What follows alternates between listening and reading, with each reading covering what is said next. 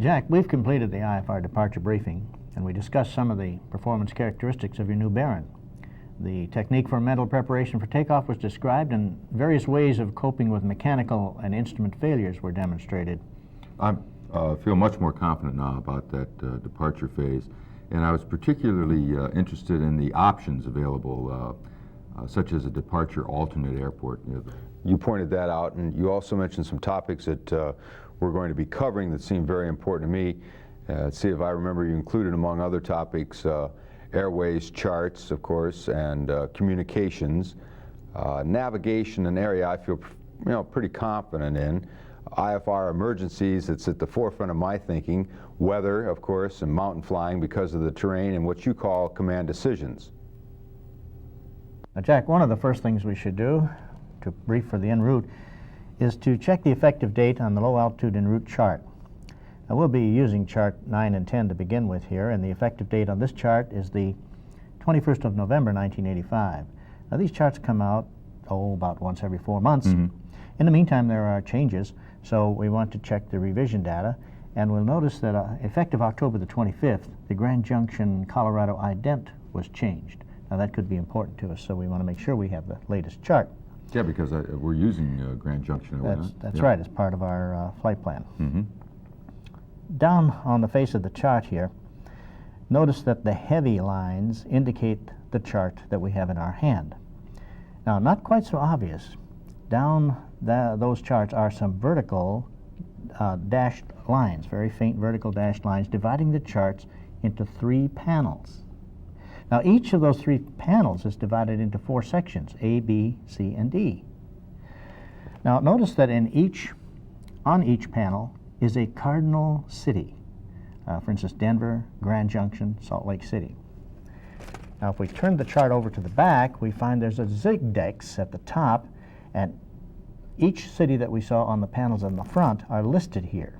Okay, instead of index, they've made it a zigzag. I see, zigdex, got it. Now, on this back of this also is a communications panel here, and every airport that has ATC communications is listed here in alphabetical order. So we can come down the list here until we find Denver, and of course there are several airports at Denver. We're interested in Stapleton, and the official designator for Stapleton is listed here, KDEN. What's that P3B after that? Okay, remember we talked about the panels.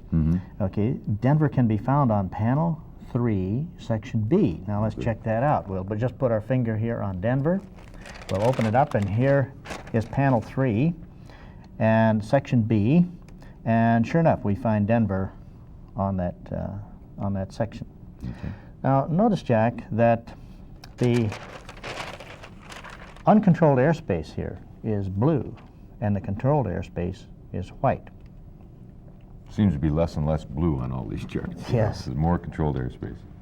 Jack, the heavy dashed lines shown here indicate there is an area chart for Denver. And here and on the area chart itself, we can find the upper limits of the Denver Terminal Control Area, or TCA. And if you want more information on the TCA, you can go to the TCA chart. Or an area chart, would that have it on there too? Well, the area chart wouldn't give you all the exact altitudes. You'd have to go to a TCA chart to find all of those. Okay. Now we have this waffled area here, that's the TCA? That's the outline of the TCA, the waffled area. It doesn't give it too clearly, that's why I say go to the TCA chart to find all the details of it. Yeah, okay. Now, Jack, it's a good idea to keep track of the weather as we're traveling.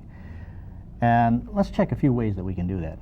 Now, one of the ways we can do it is to check with Flight Service Station. Now, notice at Kremling, the first VOR on our route, that Denver guards 122.1. Now, we would have to listen on the Kremling VOR. That's a remote station out of Denver. And the speed that you see here means that they guard 122.1, but they don't broadcast on that frequency. Now, we can call and get weather for the Kremling area, but we must tell them that we're listening on the Kremling VOR because they broadcast on several remote sites. And we have it tuned in already and identified. That's correct. So we might as well listen to it. That's correct. Now, you probably remember that there was a scheduled broadcast of weather on VORs 15 minutes after the hour. Well, they don't do that anymore. However, they do broadcast SIGMETs and AirMETs whenever necessary on the VORs. And then if you want more detailed information on that particular SIGMET, you can call FSS and they'll read the actual SIGMET to you and give you more detailed information. Okay, well, what about 122.0? Well, yes. Now, note that Denver Flight Watch is available at the Grand Junction VOR. Denver WX. That's correct. 2.0, okay. And again, this is remoted out of Denver, you see, and it's Flight Watch 122.0. Now, remember, they will not accept or close flight plans for you. They're strictly weather.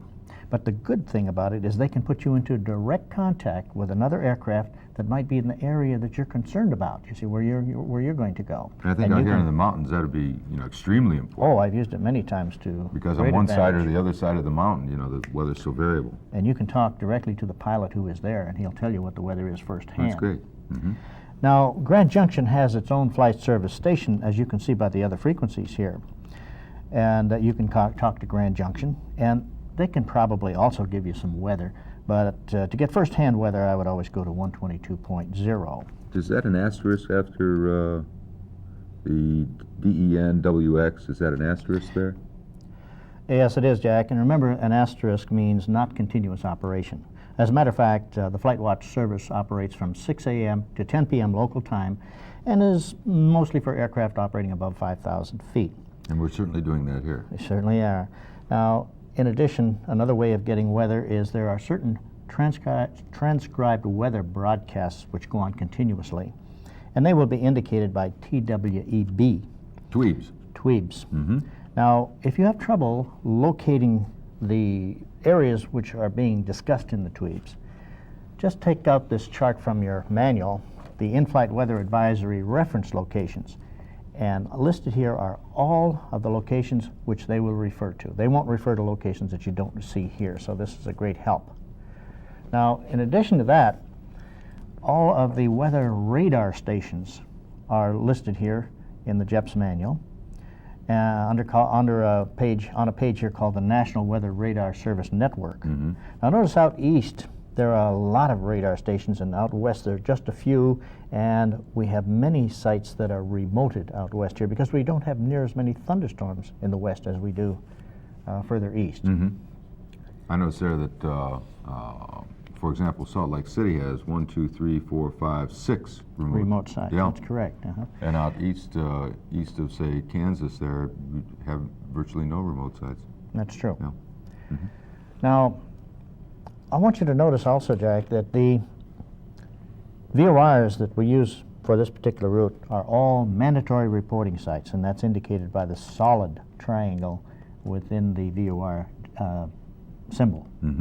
So at each of those areas, then we have to it's a mandatory report. So, okay. And we're also lucky, too. We can use these for our DME work. The scalloped ring means that each one of them has DME.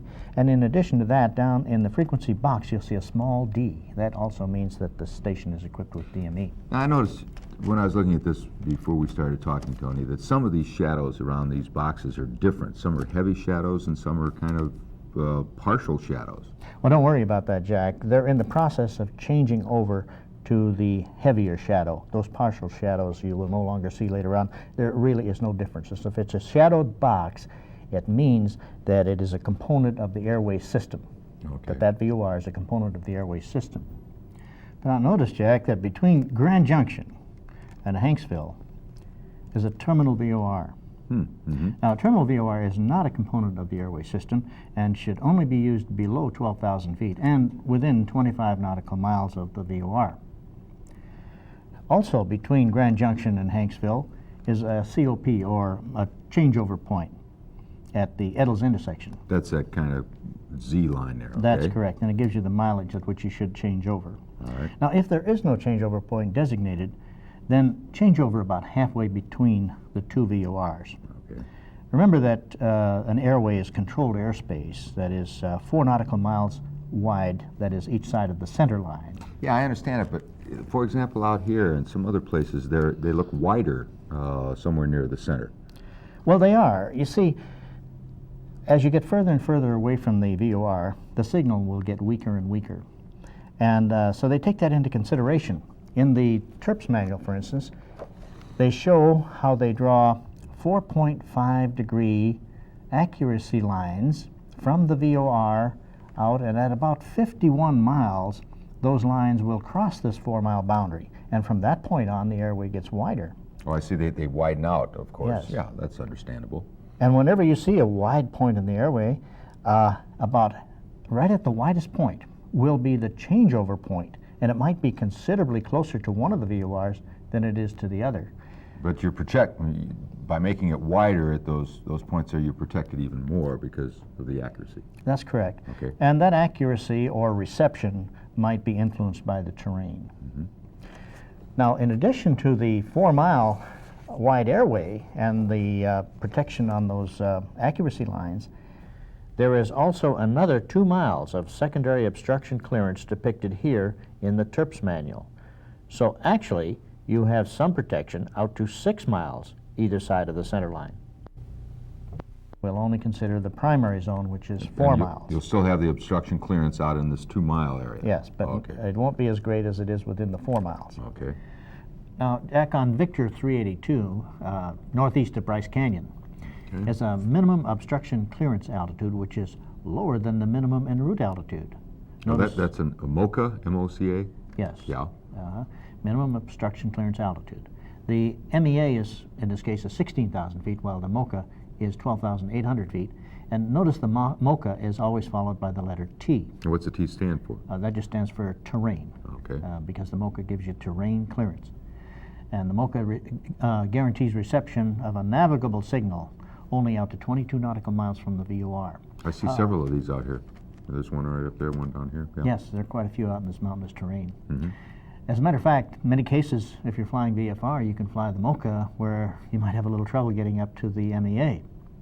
Now, if we were approaching Bryce Canyon on Victor 382, and we had received a clearance for an approach to the Bryce Canyon airport, we could begin the descent from the MEA if we are within 22 nautical miles of the Bryce Canyon VOR.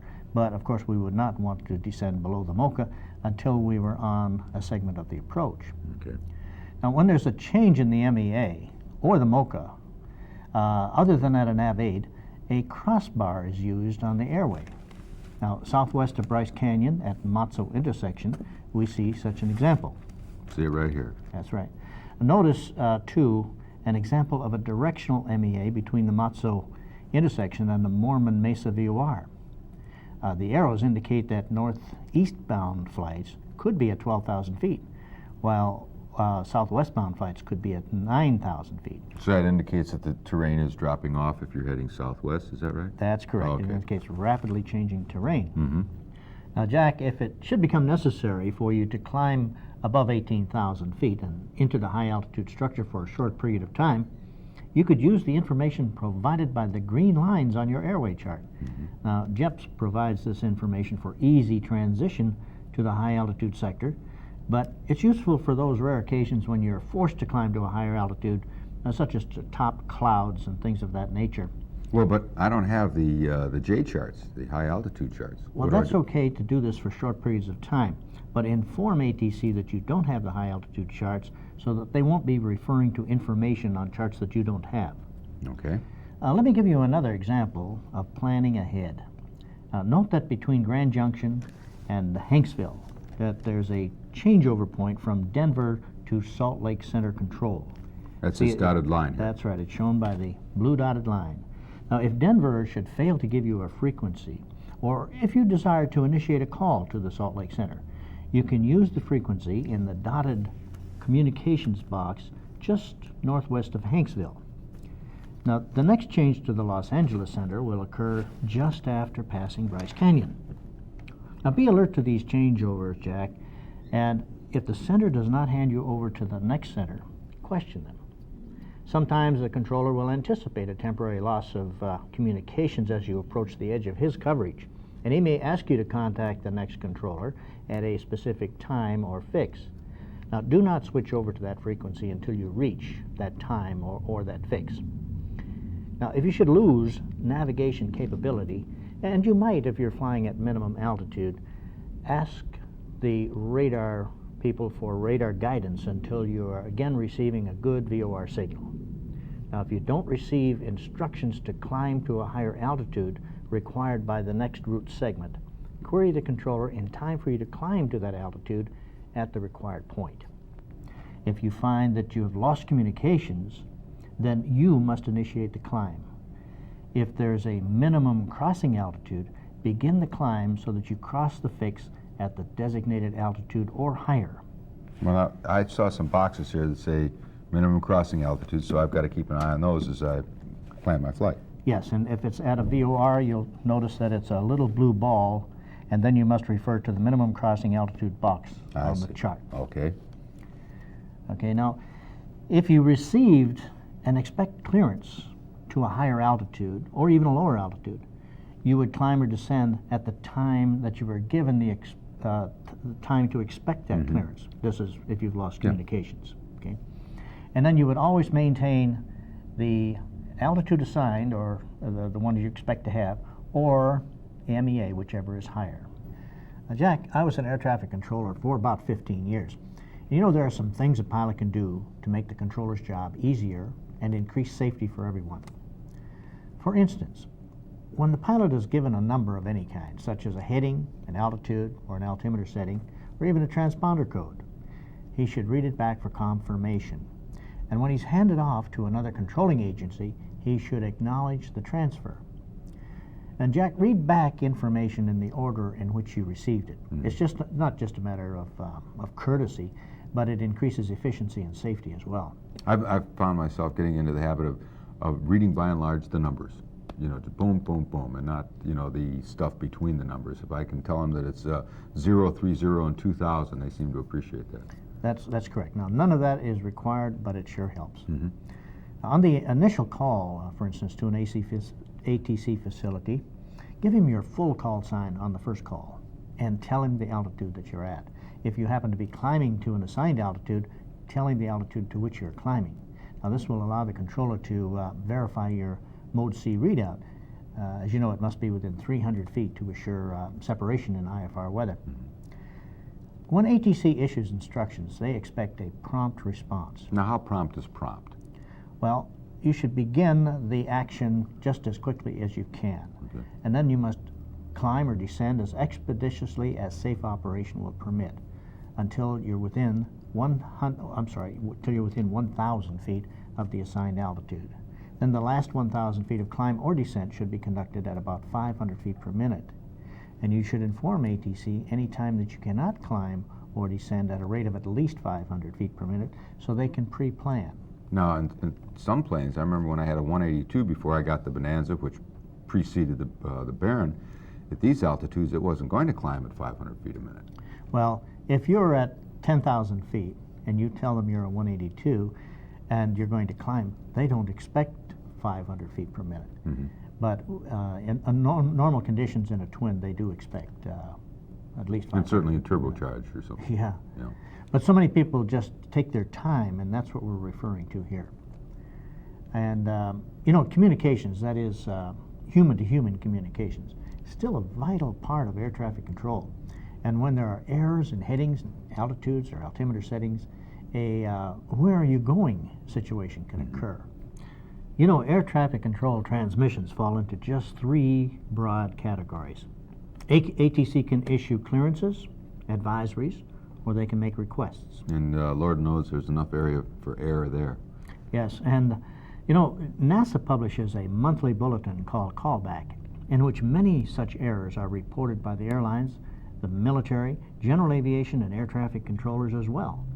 I refer to these reports as accidents that didn't happen by accident. You know, a few months ago, this bulletin described a new policy which was dubbed squeal a deal or snitch batch by the controllers. I've heard just a little bit about that. What is it?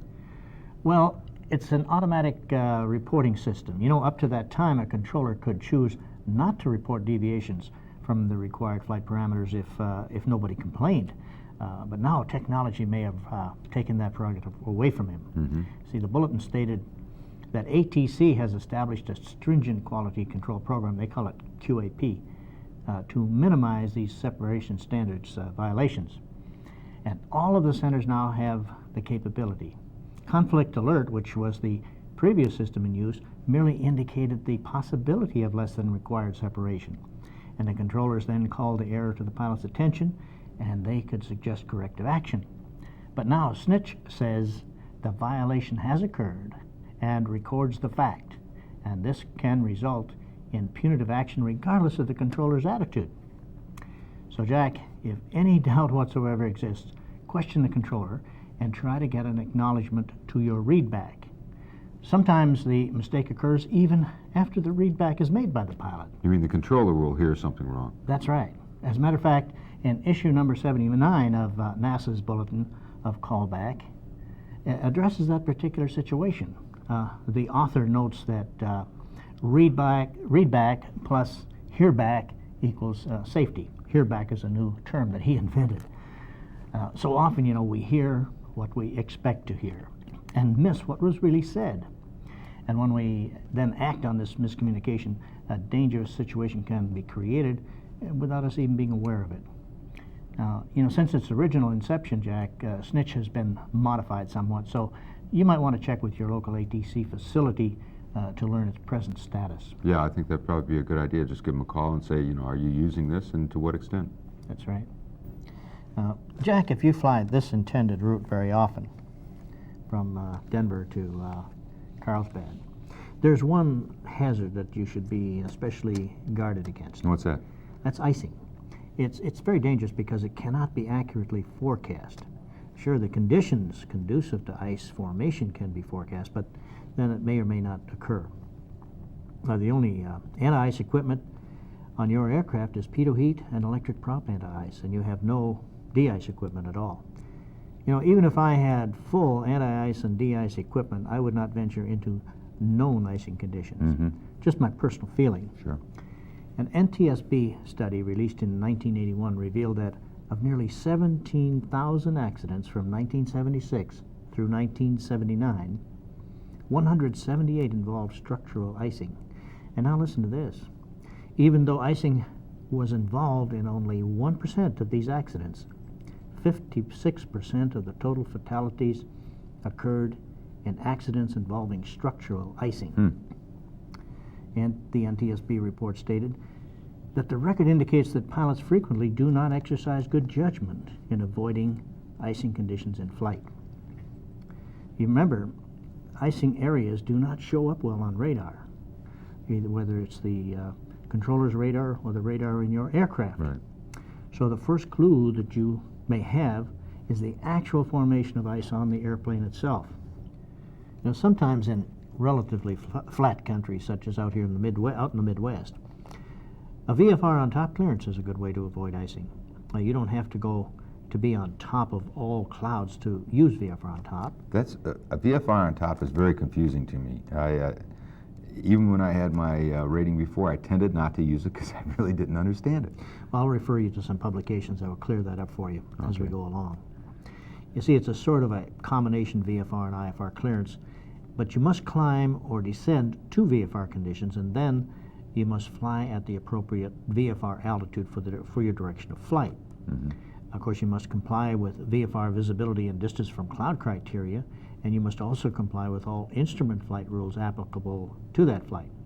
For example, the minimum IFR altitudes, position reporting, radio watch, designated course, and adherence to ATC instructions. Mm-hmm. You may change altitude as long as you maintain VFR conditions, but you must inform ATC that you're changing.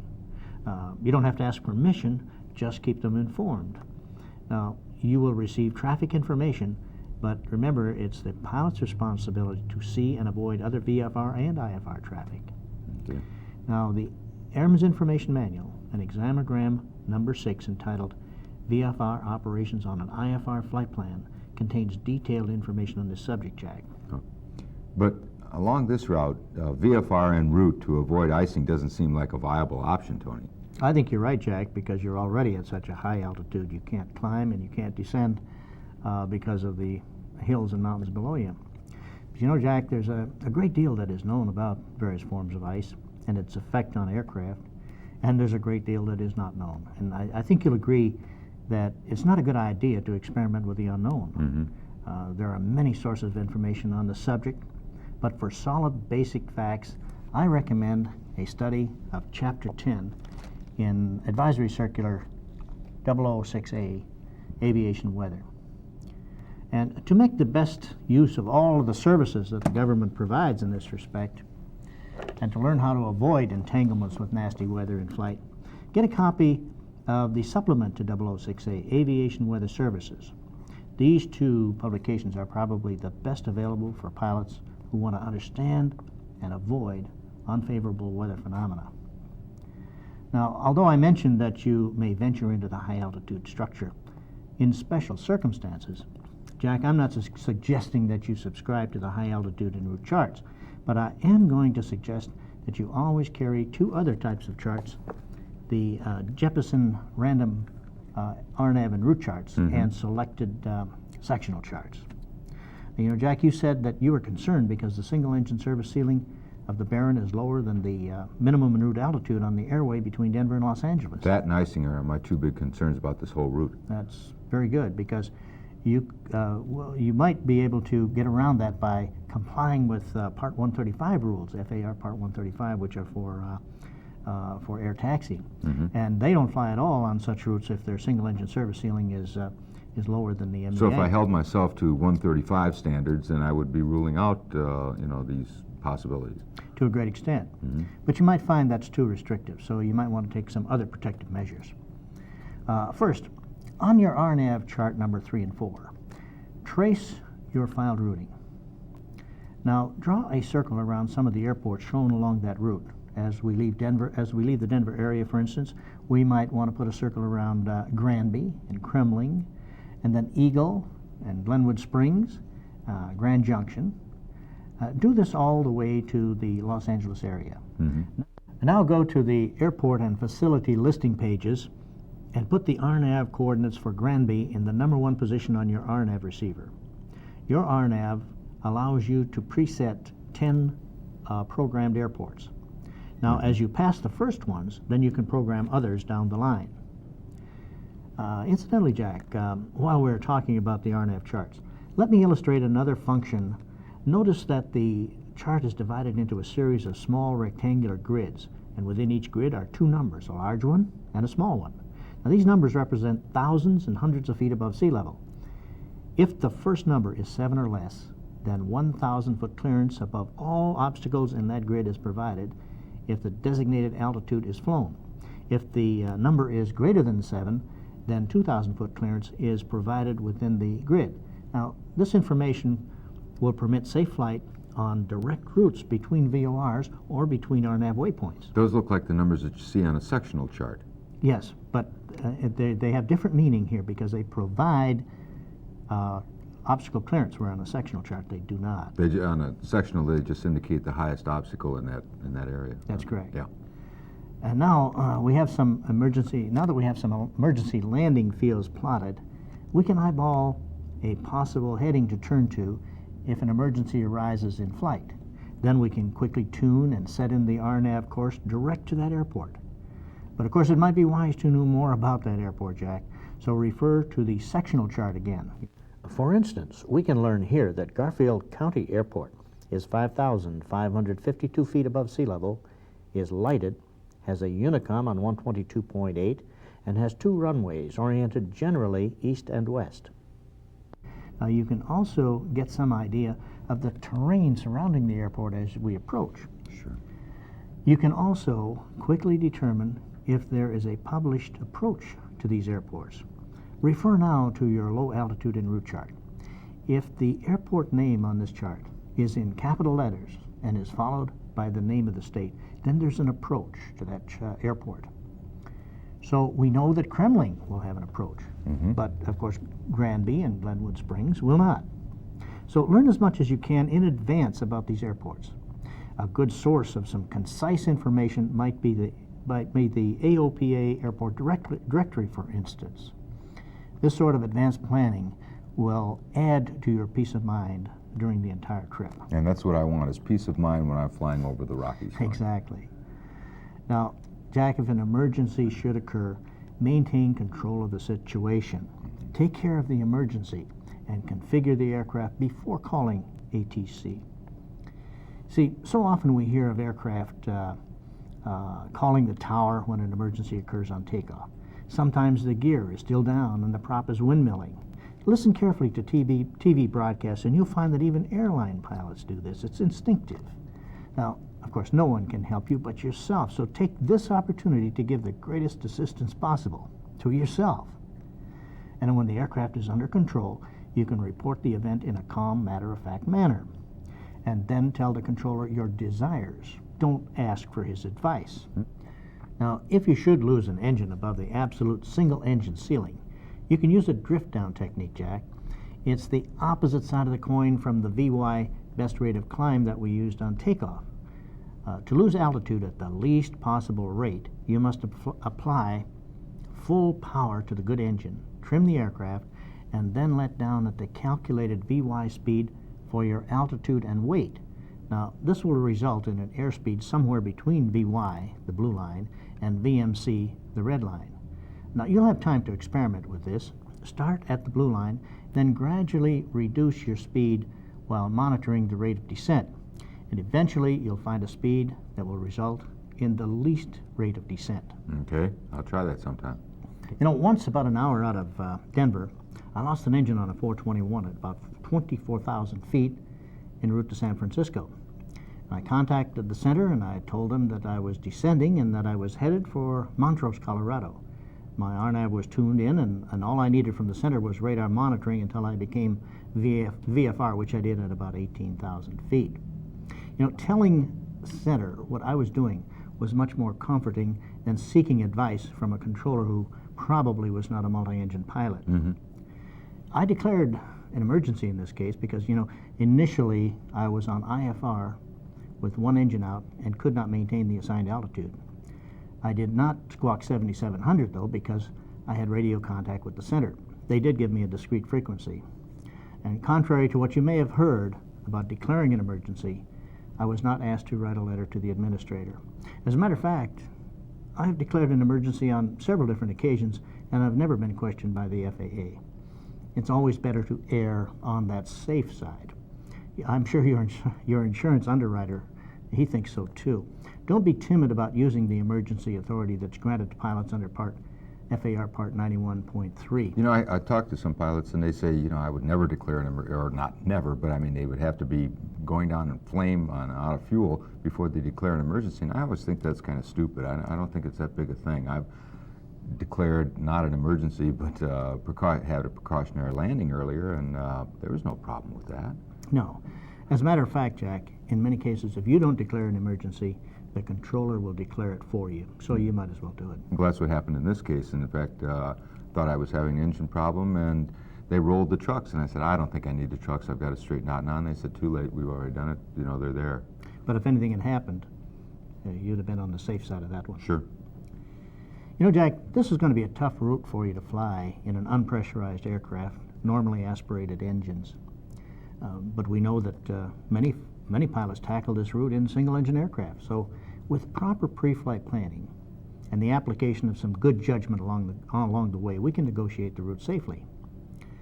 Almost the entire route is over mountainous terrain. This FAA publication offers some excellent advice on mountain flying. Unfortunately, though, you're going to have to learn most of the lessons and the techniques firsthand. You know, someone said that time is the best teacher, however, she ultimately kills all of her students. So try to learn as much as possible from experienced pilots and from the written word. You know, because of the Venturi effect, wind over mountain crests can be very strong. One sign that can warn pilots of the strong winds and the turbulent conditions is the lenticular cloud. Conditions will usually be VFR when you see these clouds, and the lens-shaped cloud will appear to be standing still, hence the nickname they have, standing wave clouds. The fact is, the clouds are forming and dissipating as the wind blows rapidly through them, and rotary clouds may sometimes be observed below them. The problem, Jack, is that even though you avoid the cloud formation and miss the severe turbulence, you may experience the effect of the mountain wave. Where the air is descending, you will not be able to maintain your altitude, even at full power. For instance, leaving McGuire Air Force Base in the DC-6, we would fly over Mount Washington in New England. Now, that's not a very large mountain by Western standards, but when caught in a descending mountain wave, nearly 10,000 horsepower could not maintain altitude. Sometimes the rate of descent exceeded 5,000 feet a minute. Gee. Now, recognize this phenomena early and be ready to reverse course if necessary. There's a section in the FAA weather manual which gives good advice on mountain flying, and the illustrations are worth thousands of words on the subject. Now, it's possible to encounter a descending mountain wave while you're in IFR conditions. Remember, immediately disengage the altitude hold on your autopilot if this should happen. See, it will try to maintain the selected altitude, and very quickly the nose-high attitude will dissipate the airspeed. I see. However, Jack, leave the autopilot engaged and monitor the attitude. The autopilot is not as strong as you are. Remember how easily you can overpower it? So it will not be as rough on the airplane as you might be. And you're less likely to over-control and lose control due to spatial disorientation. In this case, don't try to keep the altitude. Don't try to stay at your altitude. You can't. Concentrate on keeping the nose on the horizon. And now you will have only one variable to contend with. Otherwise, you'll be changing your power, your airspeed, your attitude, your trim, and also your altitude. Now again, be prepared to reverse course if necessary. Now, here are some cardinal points. First, if there's the slightest doubt about making this trip in the future, check with a competent and experienced flight instructor. Ask him to accompany you, and if he refuses because of doubtful weather, then don't you go alone. And secondly, read the fine print in your insurance policy. If the insurance examiners decide that you have violated any section of the FARs or the insurance policy itself, even if it didn't contribute to the event, you might find that you've made the most expensive trip of your life. Remember the prime principle, always leave yourself an out. You know, I know that in your work, Jack, you often drive yourself beyond the normal limits of endurance. And the penalty may be a job which is not up to your usual standards. But Jack, don't carry that over into your flying. Many businessmen believe that the sun won't rise unless they're at a particular place. And so many accidents are determined to be of unknown causes. And maybe fatigue is that unknown cause. If a pilot is ill, if he's taking medicine, had one cocktail too many, or maybe he's smoking funny cigarettes, it will usually show up in an autopsy. But fatigue won't. The investigators can only guess that the pilot was pooped based on his actions prior to and during the flight. And believe me, if you stayed over another day, a year from now you won't remember it. But if you push yourself, at some point you're going to experience a flight that you'll never forget, or on the other hand, you'll never remember. You know, today at lunch we talked about survival equipment, and of course we won't have time to go into that subject here. But pilot author Robert N. Buck suggests acquiring a copy of the book, The Survival Book by Nesbitt, Pond, and Allen, and the Department of Transportation distributes several excellent manuals through the General Aviation Accident Prevention Program. Now, here's an example of that, Tips on Desert Flying. There are several lists in here, and one suggests the contents of a survival kit, another details survival rations and suggestions for a first aid kit, and these manuals contain valuable information on the proper operation of aircraft in deserts and mountains and in tropical and Arctic conditions. And this is all just part of what we have been talking about in this series of briefing, planning ahead and having an out.